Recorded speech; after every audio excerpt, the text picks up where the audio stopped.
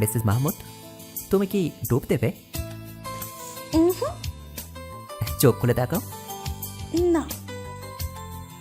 এত কিসে লজ্জা? আমি তো। অতসী চুপচাপ দুই চোখ বন্ধ করে আছে, মনে হচ্ছে শ্বাস প্রশ্বাসের গতি কমিয়ে দিয়েছে। সায়ান্ত মুচকি মুচকি হেসেই চলেছে। বেশ লাগছে অতসীর এমন ব্যবহারে। আচ্ছা, চোখ খুলতে হবে না, বি প্রিপেয়ার্ড। আমি তোমাকে নিয়ে ডুব দিচ্ছি। সায়ান একটু গভীর পানিতে যেতেই অতসী নিজেকে ছাড়িয়ে নিতে ব্যস্ত হয়ে পড়ে। আর যাই হোক, নদীর পানিতে সে ডুব দিবে না, বিশেষ করে এই পানির মৌসুমে। ছোটবেলায় নানুর থেকে শুনেছে, নদীর যখন নতুন পানি আসে, পানির সাথে বিভিন্ন জীবজনার আসে, চুল পেঁচানে আসে। চুল দিয়ে পেঁচানোর তারপর গভীর পানিতে নিয়ে উপর করে মেরে রাখে। তাই তো একা একা কোনোদিন পানিতে নামতে নেই। কিন্তু অতসীর এসব ভাবনার মাঝে সায়ান এক ডুব দিয়েছে অতসীকে নিয়ে। ওঠার পর অতসী নিজেকে জোর করে ছাড়িয়ে পাড়ে উঠে আসে। মিসেস মাহমুদ, অ্যাট লিস্ট 3টা ডুব তো দেবে, তাই না? দিলে কি হবে? গা ভর্তি গয়না আসবে, না আমি রূপবতী হব? তুমি কি ভয় পেয়েছো? কাঁপছো কেন? অতসী উত্তর দেয় না, বিড়বিড়িয়ে বলতে থাকে, যে বাড়িতে তেনারা বাস করে সে বাড়িতে পানিতে যখন তখন নামতে নেই। তেনারা নানা রূপ ধরে। তেনাদের সাথে মশকরা করা মোটেও উচিত নয়। এটা আপনারা কি বুঝবেন? যেদিন একটা ছ্যাঁচা খাবে সেদিন বুঝবে। বাড়ি ফিরে অতসী হালকা গোলাপি রঙের শাড়ি পরেছে। সায়ান তখনও ফিরেনি। অতসী চাইছে সায়ান আসার আগেই দ্রুত বড় মার ঘরের দিকে চলে যেতে। আজকে কাণ্ডটাই না বাঁধিয়েছে। নাও, এটা বড়, এটাতে বেশি ভালো লাগবে। আচমকা সায়ানের কথায় বেশ ঘাবড়ে গিয়েছে অতসী। অতসী চিন্তায় পড়ে গিয়েছে। এটা কি মিস্টার মাহমুদ নাকি? ফাঁকা ঢোক গিলল অতসী। টুপ করে চিমটি বসিয়ে দিল সায়ানের হাতে। কি করছো? না, সিওর হচ্ছিলাম। কি? কিছু না। অতসী কেন চিমটি কেটেছে বিষয়টা বুঝতে সায়ানের কয়েক সেকেন্ড লাগে না। বেশ শব্দ করেই হেসে উঠল। হাসি থামিয়ে হাতে রাখা অফ হোয়াইট কালারের কাতান শাড়ি এগিয়ে দিয়ে বলল,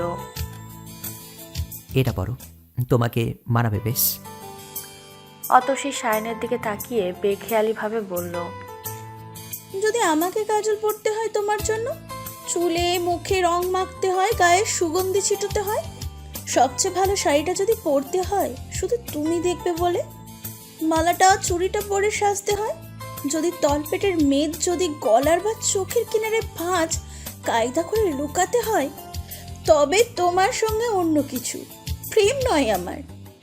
প্রেম হলে আমার যা কিছু এলোমেলো, যা কিছু খুঁত, যা কিছু ভুলভাল অসুন্দর থাক, সামনে দাঁড়াবো, তুমি ভালোবাসবে।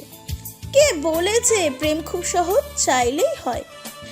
এত যে পুরুষ দেখি চারিদিকে, কই প্রেমিক তো দেখি না।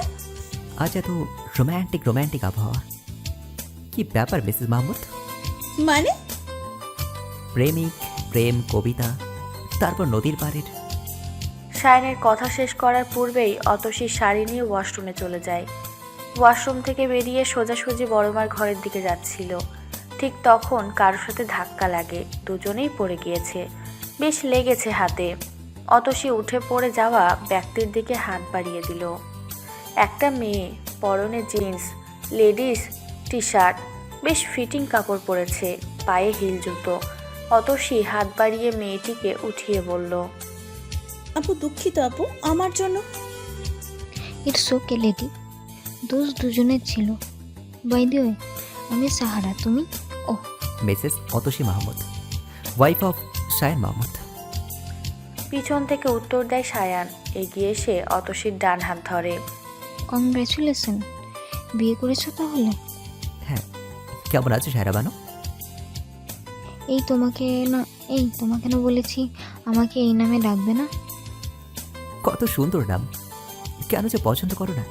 আচ্ছা থাকো, পরে কথা হচ্ছে। বড় মা অতসীকে ডাকছে। অতসীকে নিয়ে সায়ান দ্রুত চলে আসে, কিন্তু অতসীর মনে হচ্ছিল একজোড়া চোখ তাকিয়ে আছে এদিকেই।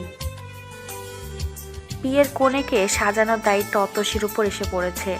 সবার ধারণা অতসী খুব সুন্দর সাজাতে পারে, কিন্তু এটা ভুল। সে নিজেই তো ভালোভাবে কাজল দিতে পারে না। মেকআপের সাথে সম্পর্ক দূর দূরান্তের। অতসী বিয়ের কনের হাতে মেহেদি পরিয়ে দিচ্ছিল। হঠাৎ সেখানে সাহারা এসে উপস্থিত। মেয়েটার ব্যবহার অতসীর কাছে ভালোই লেগেছে। ড্রেস সেন্স হয়তো ওয়েস্টার্ন বা হতেও পারে দেশের বাহিরে থাকে। কথায় কথায় জানতে পারলো বড়মার নাতনি হয়। হ্যাঁ, দেশের বাহিরে ছিল। তোমার নাম যেন কি? অতসী, রাইট? তোমাকে না শাড়িতে আন্টি আন্টি লাগে। উত্তরটা বিয়ের কোণে দিল। এমন জিনিস পরার কি দরকার যা পরলে বড় বড় লাগবে? অতসী কিছুই বলে না, চুপচাপ কাজে মন দিচ্ছিল, কিন্তু সাহারার কথাই পারল না। আমি বুঝলাম না, সায়নের টেস্ট এত বাজে হলো কবে থেকে? তোমাকে পছন্দ করলো কোন হিসেবে? তোমার তো কোনো ক্লাস নেই, না আছে অন্য কিছু, কিভাবে এসব করো? মনে হয় গরুকে ঘাস পাতা খেতে দিয়েছে। ঘাস পাতা সহ গরু বসে বসে খাচ্ছে। No manners, no dressing sense, nothing. Bloody third class people. Atasi খুব শান্ত গলায় উত্তর দিল। জি আপু, আমার কোনো ক্লাস নেই, তবে আমার এতটুকু বুদ্ধি আছে কোথায় কি পড়ে যেতে হয় অথবা কি বলতে হয়। শালীনতা বজায় রেখে সম্মান দিয়ে কথা বললে যদি থার্ড ক্লাস হতে হয় তবে আমার কোনো আপত্তি নেই। অতসী আর কোনো কথা না বলে চুপচাপ রুমে চলে আসে। এদিকে সায়ান অতসীকে খুঁজতে গিয়ে সবটা বিয়ের কোণের থেকে শোনে। এটা বুঝতে বাকি নেই সাহারা শাহিনকে পছন্দ করে, অতসীকে মেনে নিতে পারছে না। তাই তো কিভাবে অতসীকে অপদস্থ করা যায় সে উপায় খুঁজতে ব্যস্ত। কয়েকজন মেয়ের সাথে বসেছিল সাহারা। প্ল্যান সিম্পল, অতসীকে অপমান করা। শাহিন ওদের দিকে এগিয়ে যাওয়ার সময় এটুকু শুনতে পায়। বারবার ঘুঘু, তুমি খেয়ে যাও ধান, এবার ঘুঘু তোমার বধিব পরাণ। কাছে গিয়ে শায়ান বেশ চিৎকার করেই বলতে শুরু করে। হ্যালো মিস অ্যাটেনশন সিকার, তুমি অতসী কি বলেছ? ঘাস পাতা খাও গরু? যদি তাও হয় তাহলে ও দেশ গরু, তোমার মতন অস্ট্রেলিয়ান গাই না, যার না আছে গুণ, না আছে অন্য কিছু। জানো তো এ দেশে অস্ট্রেলিয়ান গরুদের কোনো কদর নেই। সায়ন, কি বলছো এসব? Are you drunk? নেশা করেছো নাকি? নেশা আমি কেন করব? নেশা করা তো তোমার কাজ। তুমি মনে হয় প্রতিদিন নেশা করো, তাই তো তোমার মুখেই সবসময় হুইট, হুইস্কি, ড্রিঙ্কস এইসবই শোনা যায়। তুমি কি আমাকে অপমান করছো? আমি কেন নেশা করবো? যেই ব্যক্তি যেমন অন্যকে তেমনই ভাবে। তুমি নেশা সম্পর্কে জানো বলেই নেশা করো, আর এই জন্যই সব সময় সবাইকে বলো।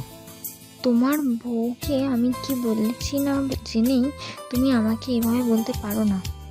ওই মেয়েটা আমাকে যে বলেছে আমার শালীনতা নেই সেবেলায়। কান্না করতে করতে কথাগুলো বলল। ভুল কি বলেছে? এটা গ্রাম, এখানে ওইভাবে কেউ চলে না। সামান্য পয়েন্টটা বোঝো না? এবার কিন্তু তুমিও আমাকে ইনসাল্ট করছো। ও রেলি? নিজেকে আর কিভাবে তুমি ভিক্টিম প্রমাণ করবে? একদিকে না হয় একদিকে নিজেকে ভিক্টিম প্রমাণ আমি করেই ছাড়ব। এই মনোভাব নিয়ে তুমি চলো, তাই না? আমরা মানব সমাজে বাস করি। কিছু মানুষ তোমাকে খোশ মতো করলেও সত্যিটা অনেকেই জানে, কিন্তু কেউ বলে না। কারণ কি জানো? সবাই তোমার মতো অ্যাটেনশন শিখায় না, তাই তোমার চালচলন বা পোশাক নিয়ে কিছু বলে না। তুমি তাদের অপমান করো, কিন্তু বাস্তবতা? আমার কথা তোমার বিশ্বাস হচ্ছে না, তাই তো? তুমি আমার বন্ধু বান্ধবীদেরকে জিজ্ঞেস করো।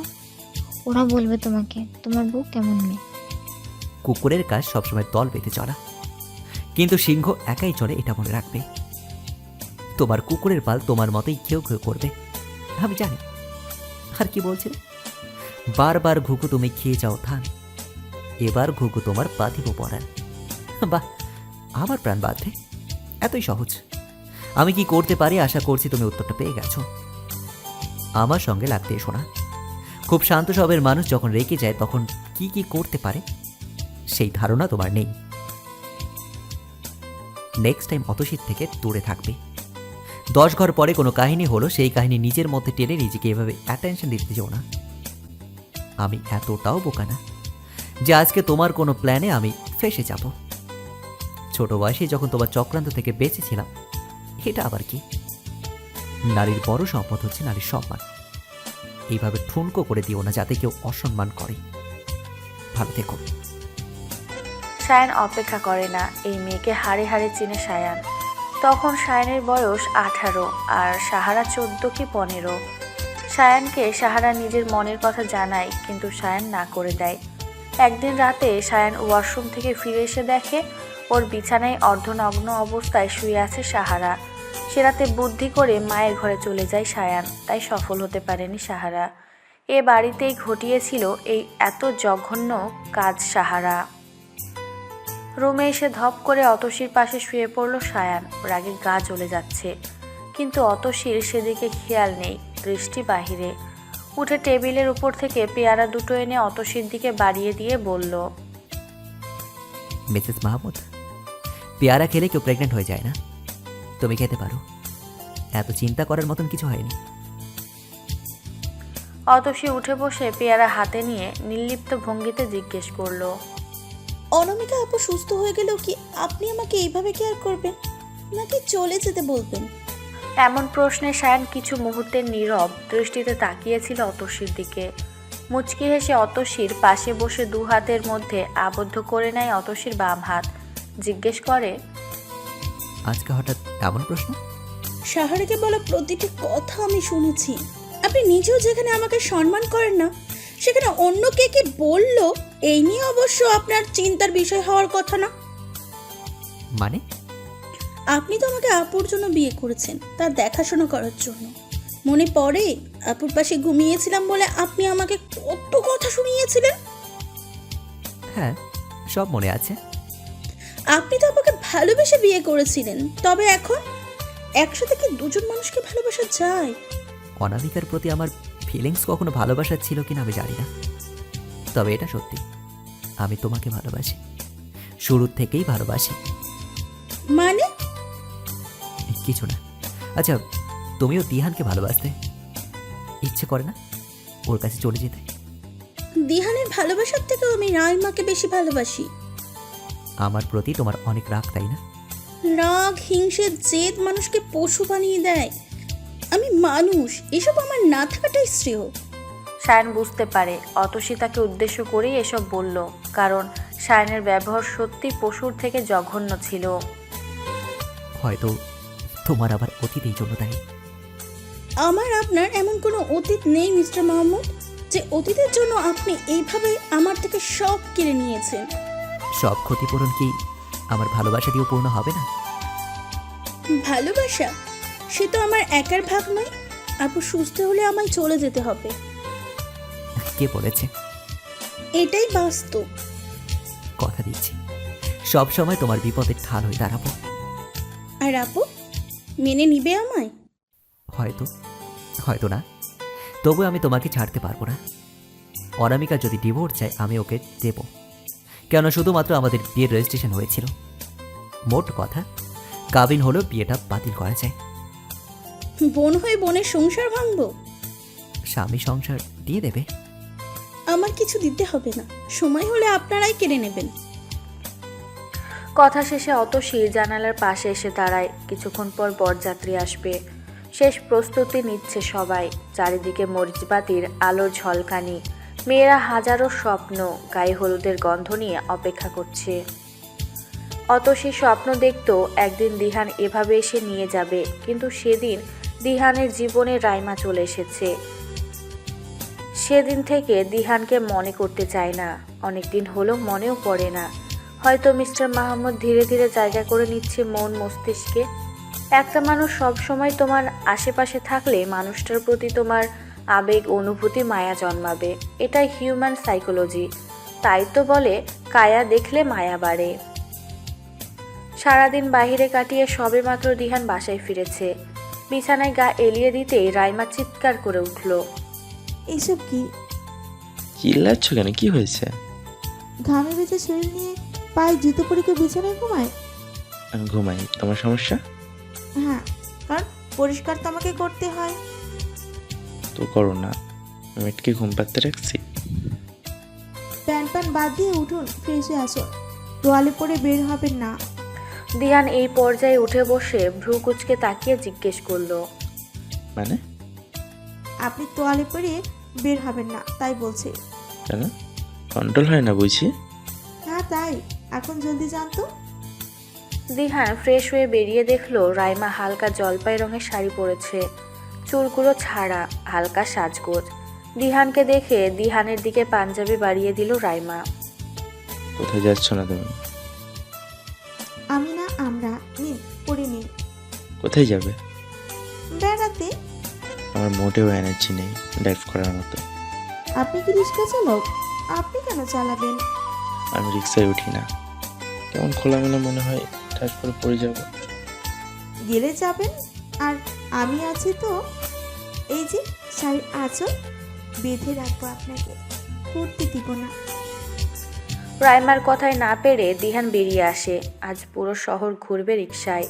মুক্ত বাতাসে কিছুক্ষণ বিচরণ করলে ক্ষতি কি? পরে সেখানে বলি, বেশ তো বলেছ। কেমন আছে তোমার বান্ধবী? দিহানের এমন প্রশ্নে হয়তো রাইমার চমকানো উচিত ছিল, তবে খুব স্বাভাবিকভাবে উত্তর দিল। ভালো। ওর তো ফোন নেই, যোগাযোগ হলো কিভাবে? আপনার বন্ধুর নাম্বার দিয়ে। কেমন আছে আমার লেডি স্যান? কি এখনো মারে? খুব নির্লিপ্ত ভাষায় জিজ্ঞেস করলো দিহান। ভালো আছে না, এখন স্বাভাবিক সব। কিছু বলেছে? অনামিকা সুস্থ হলে কি করবে একবার ভেবে দেখেছো? কেন পড়ে আছে? আর যাই করুক, আপনার কাছে ফিরবে না। হয়তো গলায় কলসি বেঁধে নদীতে লাফ দিবে, তবুও ফিরবে না। কারণ আমি আমার সংসার সে নষ্ট করবে না। আমি আপনার লেডির জায়গা নয়, আপনার জীবনে রাইমার জায়গা চাইছি। একটু সাহায্য করুন, কারণ আমার হাসি কান্নার মাঝেও আপনার লেডির নিজের অনুভূতি খুঁজে বেড়ায়। আমাকে কিছু সময় দাও, আমি যে প্রতিজ্ঞাবদ্ধ অবশ্যই তোমাকে অধিকার দিব, কিন্তু প্লিজ আশা করি বুঝবে। রাইমা কথা না বাড়িয়ে নিচ থেকে দিহানের হাত খুব শক্ত করে ধরে কাঁধে মাথায় এলিয়ে দিল। হোক না দেরি, তবুও মানুষটাকে ছাড়া যে এখন চলছে না। অধিকার মাঝে মধ্যে আদায় করে নিতে হয়। কে আগে এগিয়ে আসবে এই ভেবে কুয়াশার আড়ালে সূর্যকে তো প্রত্যাখ্যান করা যায় না। বিয়ে বাড়ির সব কাজ শেষে সবেমাত্র অতসী বিছানে গায়ে এলিয়েছে। সায়ান ব্যস্ত অতসীর হাত নিয়ে আঁকিবুকি করতে। আচ্ছা, মেয়েদের হাত এত নরম হয় কেন? মমতাময়ীর হাত। কে বলেছে মমতাময়ীর হাত? এগুলো রাক্ষসীর হাত। এত বড় নখ। মনে মনে কথাগুলো বলেই মুচকি হাসলো সায়ান। ইতিমধ্যে অতসী তখন গভীর ঘুমে। বেড সুইচ টিপে লাইটস অফ করে দিল সায়ান। তেনাদের ভয়ে তো অতসী আগে থেকেই কাছাকাছি। খুব দ্রুত ঘুমের সাগরে ডুব দিল সায়ান। রাত তখন বেশ, বারবার কল আসছে সায়ানের ফোনে। ঘুম ঘুম চোখে তাকিয়ে দেখে ইফাত কল দিয়েছে। ইফো, বল। তুই কি এখন আসতে পারবি? কেন? অনামিকার অবস্থা ভালো না, রেসপন্স খুব কম, মনে হচ্ছে অ্যাটাক হয়েছে। আমি ওকে হসপিটালাইজড করছি, যে কোনো কিছু হতে পারে। পারলে জলদি আয়। আকাশে মেঘ জমতে শুরু করেছে। কিছুক্ষণের মধ্যেই হয়তো বৃষ্টি নামবে।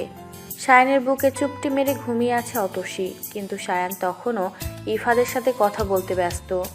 এত রাতে অতসীকে নিয়ে ফিরে যাওয়া মোটেও সম্ভব নয়। তাছাড়া এলাকায় পানি দিন দিন বাড়ছে, যেতে হলে নদীর ধারে রাস্তা দিয়ে যেতে হবে। আল্লাহ না করুক যদি কিছু হয়। সায়ান একা থাকলে হয়তো বেরিয়ে যেত, কিন্তু অতসীর জন্য মোটেও রিস্ক নিতে চাচ্ছে না। এদিকে অনামিকার জন্য খারাপ লাগছে। মেয়েটা খুব ছোট বয়সে সব হারিয়েছে, কিন্তু অনামিকা অতসী দুজনের কথা একত্রে মনে হলে একটা ধোঁয়াশার সৃষ্টি করে। দুটো মেয়েকে খুব কাছে থেকে দেখেছে, কিন্তু অনামিকার বর্ণনার অতসীকে আজ অবধি সায়ান খুঁজে পায়নি। সবেমাত্র চোখ লেগেছিল সায়ানের। 7-5 ভেবে পুরো রাত ঘুমোতে পারেনি। নিজেকে বড্ড স্বার্থপর মনে হচ্ছে। এক জঘন্য খেলায় মেতে উঠেছিল। অতসীর প্রতি রাগ, জেদ, অনামিকাকে বিয়ে, অ্যাক্সিডেন্টের পুরো বিষয়ে অতসীর দোষ ধরা, দিহানের থেকে অতসীকে আলাদা, তারপর অতসীকে বিয়ে। সবটা জঘন্য খেলা ছিল, কিন্তু এর মধ্যে একটা সত্যি ছিল। সত্যিটা হলো অতসীকে সায়ান ভালোবাসে, যতটা ভালোবাসা যায় তার থেকে বেশি ভালোবাসে। অতসীর হাত সায়ানের বুক থেকে সরাতেই সায়ান খুব শক্ত করে হাত ধরে ফেলল। অতসী চোখ খুলে তাকিয়ে সায়ানকে এক পলক তাকালো। সায়ান কিছু না বলে খুব গভীরভাবে অতসীর কপালে চুমু দিল। দু হাতে শক্ত করে জড়িয়ে রেখেছে, এই বুঝি হারিয়ে যাচ্ছে। অতসী নিজেকে ছাড়িয়ে উঠে ফ্রেশ হয়ে নামাজ পড়ে নিল। সায়ান আজকে কোনো ফাজলামো করছে না। এটা অতসীর জন্য চিন্তার বিষয়, কারণ একজন মানুষ যখন অনবরত কাউকে জ্বালাতন করে আবার হুট করে জ্বালাতন বন্ধ করে দেয়, ঠিক তখন তুমি মানুষটা জ্বালানো প্রচণ্ড রকমভাবে অনুভব করবে। কেন চুপচাপ হয়ে আছে কারণ জানতে চাইবে কিন্তু পারবে না, অস্বস্তিতে পার হবে সময়। ঠিক এমন হচ্ছে অতসীর। খুব দ্রুত সায়ান অতসীকে তৈরি হতে বলে বেরিয়ে যায়। ফিরে আসার সময় বড় মা অতসীর হাতে একজোড়া বালা পরিয়ে দিয়ে বলেন, এটা আমার ছিল, এর বয়স 200 বছরের বেশি হবে। আমিও উপহার পেয়েছিলাম, সাথে একটি কথা। সম্পর্কে মান অভিমান স্বাভাবিক, যদি কখনো খুব অভিমান হয় তখন কিছুটা দূরে সরে গিয়ে নিজেকে সময় দিও, সম্পর্ককে সময় দিও, কিন্তু কখনো ছেড়ে যাওয়ার কথা ভেবো না। সকাল থেকে রাইমা বেশ কয়েকবার বমি করেছে। কপালে ভাঁজ ফেলে ভ্রু কুঁচকে তাকিয়ে আছে দিহান। প্রথমে যা মনে হচ্ছে, যদি এমন হয় সম্পর্ক এখনও এতটা মজবুত হয়নি, এক রাতের ভুল কি সারা জীবন এই মেয়েকে কষ্ট দিবে? ভাবতেই গলা শুকিয়ে আসছে দিহানের। কথা না বাড়িয়ে রাইমাকে নিয়ে হসপিটালে ছুটল দিহান। রাতেই অনামিকাকে অ্যাডমিট করানো হয়েছে, অতসীর মা সাথেই। অতসীর বাবা 40 দিনের জন্য কোনো এক মসজিদে জামাতে গিয়েছেন, ওনাকে জানানোর সুযোগ হয়নি। সায়ান অতসীরা হসপিটালের সামনে। অতসীর চোখে মুখে এখন চিন্তা ফুটে উঠেছে। সকাল থেকেই মন কু ডাকছিল, কিন্তু অতসী মনে করেছিল সায়ান চুপচাপ, তাই এমন লাগছে। লিফটে উঠে পরিচিত 6 তলার জন্য বাটন প্রেস করলো সায়ান। অতসী খুব শক্ত করে ওর হাত ধরে আছে। সায়ান বেরিয়ে যাওয়ার আগে শুধু এটাই বলল, অতসী, যাই হোক না কেন কখনো এই হাত ছাড়া তুমি চেষ্টা করো না। অনামিকার কাছে যাওয়ার অনুমতি নেই, তবে দূর থেকে যতটা দেখা যাচ্ছে অনামিকাকে লাইফ সাপোর্টে রাখা হয়েছে। ইফাদের সাথে কথা বললে জানতে পারলো অ্যাক্সিডেন্টে ব্রেন অনেকটা ক্ষতির শিকার হয়েছে।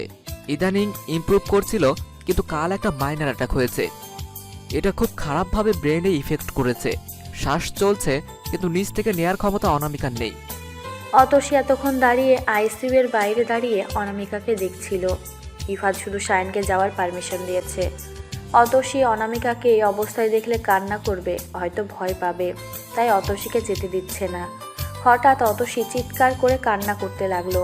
ইফাদ কান্নারত অতসীকে কেবিনে নিয়ে এসে বসিয়ে পানি এগিয়ে দিল। অতসী, শান্ত হও, তুমি না অনেক লক্ষ্মী একটা মেয়ে, আপুরে কান্না করিস না। অতসী টেবিলে মাথা রেখে কান্না করেই চলেছে। আর দুটো মানুষ সেখানে ছিল। অতসীর জন্য এই দুটো মানুষ যে কাঁদতে পারে। মাথায় কারো স্পর্শ পাওয়াতে চোখ তুলে তাকায় অতসী। রাইমাকে দেখতে পেয়ে জড়িয়ে কাঁদতে থাকে। কান্নার বেগ বেড়েই চলেছে। অতসীর হঠাৎ কান্নায় রাইমা নিজেও কাঁদছে। জানিস তো নয়, আমি না খুব স্বার্থপর রে। কাল আমি কি চিন্তা করেছি জানিস? আমি চিন্তা করেছিলাম আপু যদি আর ঠিক না হতো। আজকে দেখ, বাবা সত্যি বলে আমি খুব খারাপ রে, আমার জন্য এত কিছু হয়। অতসীর কান্নায় হিচকি উঠে গেছে। ইফাদ রাইমা থামানোর চেষ্টা করছে, কিন্তু পারছে না। একসময় দিহান এসে রাইমার থেকে অতসীকে ছাড়িয়ে নিয়ে অতসীর 2 হাত ধরে হাঁটুতে ভর দিয়ে মাটিতে বসে। শক্ত করে 2 হাত ধরে বলতে থাকে, লেডি, কান্না করো না প্লিজ, সহ্য হচ্ছে না, তোমার যাওয়াতে কিছুই হয়নি, প্লিজ শান্ত হও। অতসী আলোর বেগে হাত ছাড়িয়ে নেয়। এক জোরে টান দেওয়াতে বড় মায়ের হাতের বড় মায়ের দেওয়া হাতের বালাই লেগে অতসীর হাত খানিকটা কেটেছে। সেদিকে খেয়াল না করে বলতে থাকে, কষ্ট সহ্য এসব কোথায় ছিল দিহান যখন রাইমাকে বিয়ে করলেন? তখন আমার কথা মনে হয়নি? না, আমি তো খারাপ মেয়ে, লোভী মেয়ে। আজ আমার জন্য আপনার কষ্ট হওয়ার কোনো মানেই হয় না। যদি সত্যিই ভালোবাসতেন তাহলে আমার জন্য অপেক্ষা করতেন, জানতে চাইতেন কি হয়েছে। না, আপনি করেননি এমন। আপনি আমার বেস্ট ফ্রেন্ডকে বিয়ে করে এনেছেন, যখন সবটা জানলেন তখন বললেন আমাকে নিয়ে চলে যাবেন, রাইমাকে ছেড়ে দিবেন। কি মনে করেন আপনারা আমাকে? আর এই যে আমার দোস্ত, আমার কলিজার টুকরা, সে কি বলল? স্বামী ত্যাগ করবে আমার জন্য? হ্যাঁ, আমি কত হতভাগী, সবাই শুধু দান করতে চায়। বাহির থেকে অতসীর চিৎকার শুনে সায়ন দ্রুত কেবিনে প্রবেশ করে। অতসীকে পাগলের মতো প্রলাপ করতে দেখে খুব শক্ত করে জড়িয়ে ধরেছে। দিহান চুপচাপ তাকিয়ে আছে ওদের দিকে। সবাই হয়তো ভেবেছিল অতসী শান্ত হবে, কিন্তু অতসী আরও রেগে যায়। সায়নকে ধাক্কা দিয়ে সরিয়ে দেয়। না জানি এত শক্তি কোথায় পাচ্ছে সে আজকে। আপনি আমাকে স্পর্শ করবেন না মিস্টার মাহমুদ, আপনার জন্যই আজ এই অবস্থা। আপনি কেন এসেছেন আমার জীবনে? আমি তো ভালোই ছিলাম, যেমন ছিলাম রাতে অন্তত শান্তির শ্বাস নিতে পারতাম, কিন্তু যখন আপনি এলেন সব বদলে দিয়েছে। আমার সব শেষ, সব। কি মনে করেছেন কি আমার কোনো আত্মসম্মান বোধ নেই? কিছু বলি না, চুপচাপ থাকি, তাই আমার কোনো অনুভূতি নেই? যখন যার যেমন ইচ্ছে ব্যবহার করবেন। কেন আমাকে মানুষ বলে মনে হয় না? আমি আপনাকে কোনো দিন মাফ করব না, কোনো দিন না। আপনাদের কাউকে কোনো দিন মাফ করব না।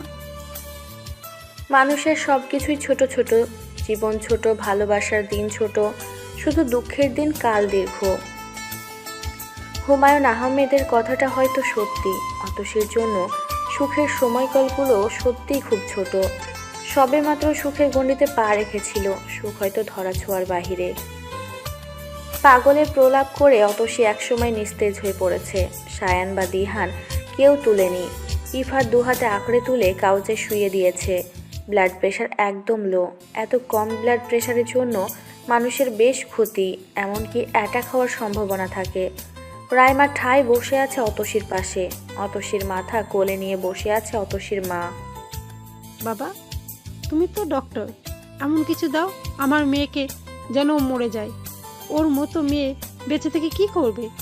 আর সত্যিই মনে হচ্ছে ওর বাবা ঠিক বলে, ওই আসলেই কুফা। না হলে অভাগীর কপাল যেদিকে যায় পুড়তে পুড়তে কেন যায়? তোমরা ওকে মেরে ফেলো, আমি তো মা, সহ্য করতে পারবো না। আমি নামাজে বসবো বাবা।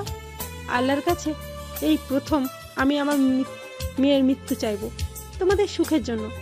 শুনেছি মা বাবা আল্লাহর দরবারে সন্তানের জন্য যা চায় মুখ ফুটে বলে, আল্লাহ তাআলা ফেরেশতা না কি সাথে সাথে আমিন বলে। এতদিন ওর বাবা চাইতো, আজ মা হয়ে আমিও চাইছি। ওকে মেরে ফেলো, বেঁচে থাকলে শুধু অবলায় পড়ে থাকবে। কথাগুলো শেষ করে অতসীর মা দ্রুত উঠে চলে যায়। অতসীর মাথা ওর মায়ের কোলে ছিল। উঠে যাওয়াতে অতসীর কাউচের থেকে কিছুটা নিচে পড়ে যাচ্ছিল। রাইমা আগে দিহান হাত পাতে। দিহানের হাতে অতসীর মাথায় এলিয়ে আছে। চুলগুলো পুরো মুখে ছড়িয়ে পড়েছে। এক হাতে অতসীর চুলগুলো সরিয়ে দিচ্ছিল দিহান। অতসীর চেহারার পরিবর্তন বেশ স্পষ্টত। চোখ মুখ বেশ শুকনো, চোখের কার্নিশে এক ফোঁটা পানি গড়িয়ে পড়ার অপেক্ষায়। কি এমন হতো কিছুদিন অপেক্ষা করলে? অতসীর কান্নার মুখ কখনো দিহানের পছন্দ ছিল না। সেবার যখন অনামিকা সায়নের বিয়ের জন্য গিয়েছিল গ্রামে, তখন অতসীর বাবা ওকে বাড়ি ভর্তি মানুষের সামনে বকেছিল, বাড়ি থেকে চলে যেতে বলেছিল। তখন অতসী চুপচাপ দাঁড়িয়ে অসহায়ভাবে তাকিয়েছিল পুকুরের পানির দিকে। বিকেলে যখন অনামিকার গায়ে হলুদ শুরু হলো, অতসীর বাবা সবার সামনে অতসীকে ডেকে বলেছিল রীতিনীতি শেষ না হওয়া অবধি অতসী যেন বাড়িতে না আসে। টকটকে লাল পাড়ের হলুদ শাড়ি পরে অতসী হয়তো এসেছিল সবার মতো হলুদে থাকতে, কিন্তু ওই যে ওর বাবা তো মানে অতসী কুফা, শুভ কাজে থাকতে নেই। অতসী সে বিকেল পুরোটা গ্রামের বাড়ির দিঘির পাশে বসেছিল। অনুষ্ঠান শুরু হলো সন্ধ্যাবেলা। মেয়েটার তো আবার তেনাদের ভয়ে গুটিসুটি মেরে বসে থাকা অতসীকে দেখে প্রথমবার প্রেমে পড়েছিল দিহান। শুনেছি করুণা থেকে ভালোবাসা জন্মায়, হয়তো অতসীর প্রতি দিহানের করুণা ছিল। এখানে কি করছেন? অতসী একবার দিহানের দিকে তাকিয়ে আবার পানির দিকে তাকালো। দিহান অতসীর পাশে বসে ও দৃষ্টি অনুসরণ করে বলল,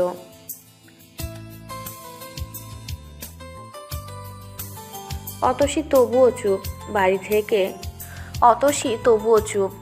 বাড়ি গেলে কথা শুনতে হবে, আর কিছুক্ষণ পর অনুষ্ঠান শেষ হলেই মা ডাকতে আসবে। কি কি হলো, চলুন। আপনার বোনের গায়ে হলুদ আর আপনি? আমাকে বাড়ির কোনো শুভ কাজে থাকতে নিষেধ আছে। কেন? আমার জন্মের সময় আমার ফুপু মারা যায়, তাছাড়া আমি কোনো কাজে থাকলে সে কাজ ঠিকঠাক হয় না। কী সব কুসংস্কার। আচ্ছা, তবে অন্য কোথাও গিয়ে বসুন, যদি ভূতে নিয়ে যাই। অতসী এবার শব্দ করে কান্না করে দিল। দু হাতের শাড়ির আঁচল শক্ত করে আঁকড়ে ধরে বলল, আমার যাওয়ার কোনো জায়গা নেই, থাকলে আমি অনেক আগেই চলে যেতাম, বিশ্বাস করুন। আমি সত্যিই থাকতাম না। আমার তেনাদের বড্ড ভয় করে, যদি আমাকে মেরে পানিতে ফেলে রেখেছে আমার লাশ কেউ পাবে না। আর এখন বাড়ি ফিরে গেলে আপুর অনুষ্ঠানে কিছু হলে আবার প্রমাণ হবে আমি কুফা। দিহানের প্রচণ্ড খারাপ লাগছিল, কিন্তু কিছু করার নেই। অতসীর পাশে বসে চুপচাপ দেখছিল। প্রায় ঘন্টাখানেক পর অতসীর ডাক পড়ল বাড়ি ফিরে যেতে। অতসী উঠে দাঁড়াতেই দিহানের পায়ের নিচে থাকা শাড়ির আঁচলের এক কোণায় টান পড়ল। হুড়মুড়িয়ে দিঘির পানিতে পড়ে যাচ্ছিল। দিহান এক হাতে অতসীকে টেনে ধরে। অভয় দিয়ে দিহান বলেছিল, ভয় পাবেন না মাই লেডি, আমি তো আছি, বিশ্বাস করে দেখুন, আমি আপনার হাত ছাড়বো না। কারো ধাক্কায় দিহান অতীত থেকে বাস্তবে ফিরে আসে। ধাক্কাটার কেউ না, সায়ান দিয়েছে। দিহানকে সরিয়ে সায়ান অতসীকে কোলে তুলে নেয়, পা বাড়ায় দরজার দিকে। দিহান বাধা দিয়ে জিজ্ঞেস করে,